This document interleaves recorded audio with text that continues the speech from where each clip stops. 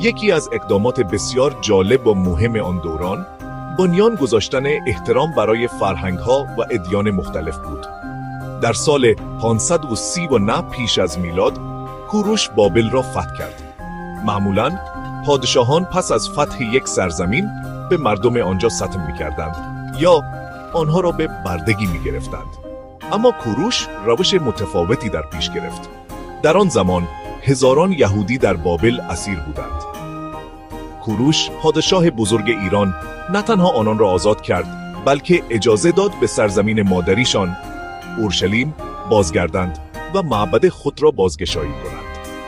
این حرکت انسان دوستانه کوروش در کتاب آسمانی یهودیان تورات ثبت شده است. این عمل کوروش نشان داد که قدرت حقیقی تنها در شمشیر نیست، بلکه در احترام و ارزش قائل شدن برای دیگران نیز هست.